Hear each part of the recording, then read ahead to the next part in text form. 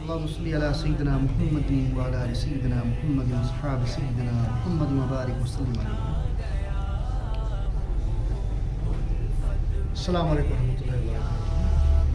محترم سامعین کرام، آج سبق نمبر 161 سیرت پاک صلی اللہ علیہ وسلم کا ہے، جس کا عنوان ہے جنتی عورتوں کے سردار حضرت فاطمہ رضی اللہ تعالیٰ عنہا کا نکاح. گزشتہ سبق ہم نے غزوے کے بارے میں پڑھا تھا، جو غزوہ بدر کے بعد رمضان المبارک 2 ہجری میں غزوہ بدر ہوا تھا، اور 2 ہجری رمضان المبارک کے بعد 2 مہینوں کے بعد ایک غزوہ دوسرا ہوا تھا، جس کے متعلق ہم نے پڑھا تھا تفصیل سے. لیکن رمضان المبارک 2 ہجری کے بعد اس غزوے کے ذی قعدہ ذی الحجہ کے بعد میں کچھ ایسے واقعات بھی ہوئے ہیں جس میں سیرت نگار نے ان کو نقل فرمائی. یہاں پر 2 ہجری میں کچھ اہم باتیں پیش آئی. مثلا اسی سال مسلمانوں کا قبلہ پہلے بیت المقدس فلسطین کی جانب ہوا کرتا تھا، اور مسلمانوں کا جو قبلہ اسی مہینے میں رمضان المبارک کے بعد 2 مہینے کے بعد مسلمانوں کا قبلہ خانہ کعبہ رکھا گیا، جس میں ایمان والوں کا بہت بڑا امتحان ہوا. پہلے اللہ تعالیٰ کے حکم پر خانہ کعبہ جو عربوں کا قبلہ تھا کو چھوڑ کر بیت المقدس کی طرف رخ کیا جاتا تھا. گوڑے اس نماز پڑھ کوڑ کن فلسطین اسکون بیت المقدس اسکون. صحابہ کرام اس امتحان میں بھی پاس ہو گئے، کیونکہ جس وقت حکم ہوا کہ خانہ کعبہ اللہ کے گھر کو چھوڑ کر آپ بیت المقدس قبلہ اول کی جانب رخ کیجئے، تو مسلمانوں نے یک لک اس بات کو قبول کیا اور بیت المقدس کو اپنا قبلہ اول تسلیم کیا. کسی کو کوئی شک و شبہ نہیں ہوا. پھر 16 یا 17 مہینوں کے بعد ظہر یا عصر کی نماز میں حکم آ گیا. وہیں سے مدینہ پاک میں نماز پڑھن عصر یا ظہر نماز ادا کرن.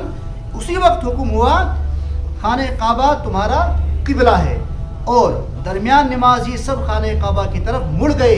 کسی کو کوئی اعتراض کوئی شبہ نہیں ہوا.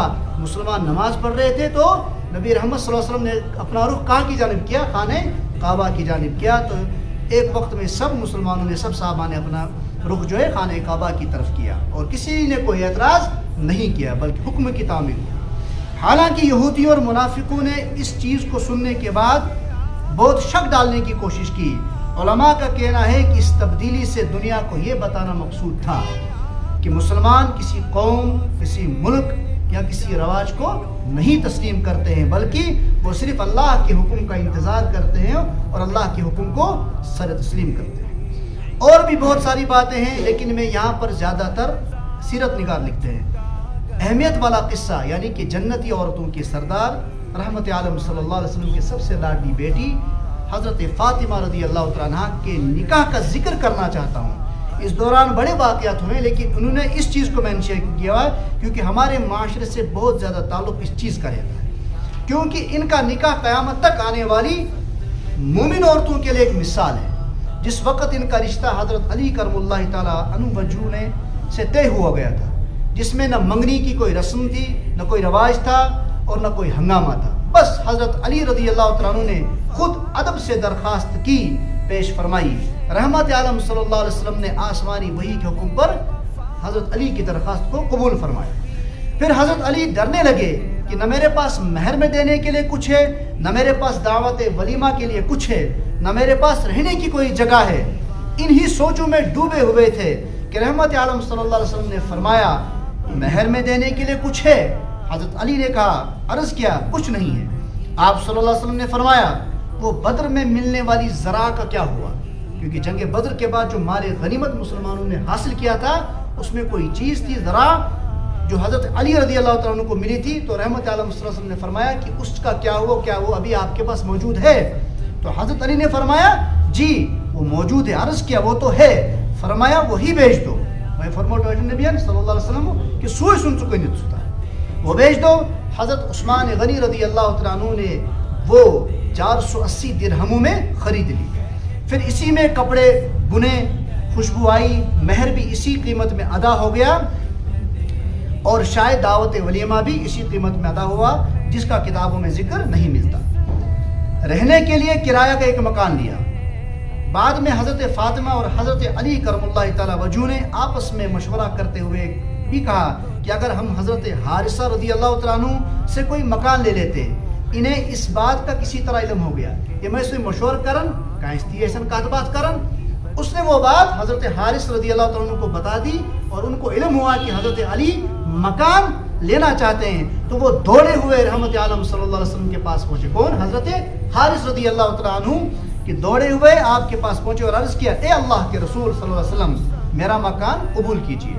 تھوڑا تمو ہت بوزمت کہ ہم جی چاہن مکان یون، لیکن یہاں سے ہدیتاً پیش کرنے کے لیے آگے رحمت عالم صلی اللہ علیہ وسلم کی خدمت میں کہ تو حاصل کرو قبول، مجھے بہت خوشی ہوگی. آپ صلی اللہ علیہ وسلم نے قبول فرما لیا. انہوں نے یہ مکان حضرت علی رضی اللہ تعالیٰ عنہ کے حوالے کر کے خود کہیں اور مکان بنا لیا. تمہوں وسعت مالدار تھے اور ان نے کسی دوسری جگہ مکان لیا کیونکہ وہ محبت اور ایک دوسرے کی مدد اس طرح کرتے تھے کہ یہ پتہ ہے روز اپر بوزو کہ اپر کرک مدد. یہ وہی حارث بن نعمان رضی اللہ تعالیٰ عنہ ایسی مجتمعی صحابہ کرام جو قرآن پاک پڑھتے تھے لیکن آواز جنت میں سنائی دیتی. حضرت رحمت عالم صلی اللہ علیہ وسلم دو جہاں کے بادشاہ نے اپنے لخت جگر کو الوداع کرتے ہوئے ایک لحاف اخ رضائی، ایک تلائی اخ تلائی جس میں کھجوروں کی چھال تھی، ایک لوٹا اخ نوڑ، دو گھڑے نٹز اور دو چرکھیاں چرخ یم عطا فرمائی. یم چیز دس رحمت عالم صلی اللہ علیہ وسلم کس حضرت فاطمہ رضی اللہ تعالیٰ عنہ.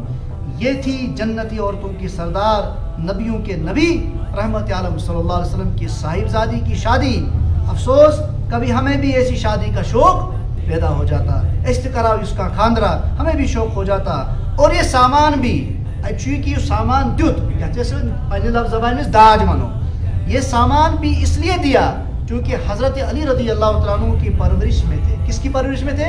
آپ صلی اللہ علیہ وسلم کی پرورش میں حضرت علی تھے، اسی لیے آپ کو یہ سامان دیا گیا. ورنہ دوسری بیٹیوں کو ایسے موقع پر کچھ دیا ہو اس کا کوئی تذکرہ ملتا ہی نہیں ہے. یم تہ خاندر باقین کوڑن سدے میں رحمت عالم صلی اللہ علیہ وسلم کرے مگر اس میں کوئی ثبوت نہیں ملتا کہ انہیں کچھ دیا ہو. یہ تھا آج کا سبق. اللہ تبارک و تعالیٰ ہمیں سیرت پاک پر عمل کرنے کی توفیق عطا فرمائے. کل ہم پڑھیں گے غزوہ غطفان یا غزوہ ان ماروزی امر. وصلی اللہ تعالیٰ علیہ خیر خلق محمد.